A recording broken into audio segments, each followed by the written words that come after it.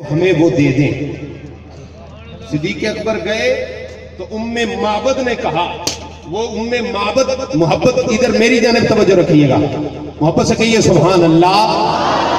یار حسن مصطفیٰ کا ذکر ہو رہا ہو تو یہ غبارے کی نظر ہو جائے، یہ دیوانوں کی جذبے کی عکاس نہیں ہے یہ بات۔ ذرا مجھے بتائیں کتنا کا جذبہ ہے، محبت سے کہے نا ذرا سبحان اللہ، میرے اونچا کے بغیر ہی کہہ دیں سبحان اللہ۔ معبد نے کہا، اس نے کہا یہاں کچھ بھی نہیں ہے کھانے اور پینے کو، اگر ہوتی تو میں ضرور آپ کی خدمت کرتی۔ حضرت صدیق اکبر نے یہ بات آپ کے حضور سے عرض کر دی، یا رسول اللہ یہاں تو کچھ بھی نہیں۔ میرے محبوب نے فرمایا معبد سے، وہ جو بکری بندی ہے، کہنے لگی اس کی تو ہڈیوں میں بھی گودا ختم ہو گیا ہے، یہ دودھ نہیں دیتی۔ میرے محبوب نے فرمایا اگر ہم اس سے دودھ لے لیں،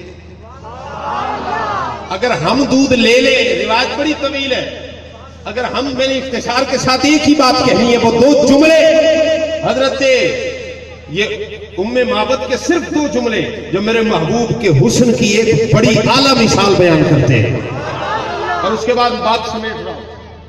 معبد نے کہا اس کی تو ہڈیوں میں گودا ہی ختم ہو گیا ہے، یہ دودھ نہیں دیتی۔ میرے محبوب نے فرمایا اگر ہم دودھ لے لے تو، اس نے کہا لے لے تو مجھے کیا اعتراض ہے۔ اور جب صدیق اکبر اسے کھول کے لائے، میرے محبوب نے دستے برکت اس بکری کے اوپر رکھ دیا، دستے برکت رکھ دیا۔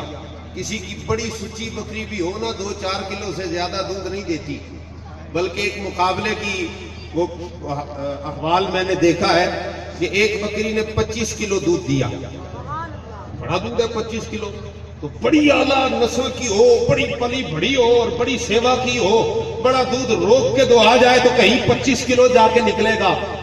صدیق اکبر رضی اللہ تعالیٰ عنہ فرماتے ہیں معبد کی بکری پر ہاتھ پھیر کے حضور نے جو دودھ دوہنا شروع کیا تو معبد کے گھر کے سارے برتن بھی بھر گئے۔ ہم نے بھی پیا، سیر ہو کے پیا، رچ کے پیا، اور سارے برتن یہ نہیں کہ صرف بالٹیاں اور پتیلے بھر گئے، بلکہ فرمایا معبد کے گھر کی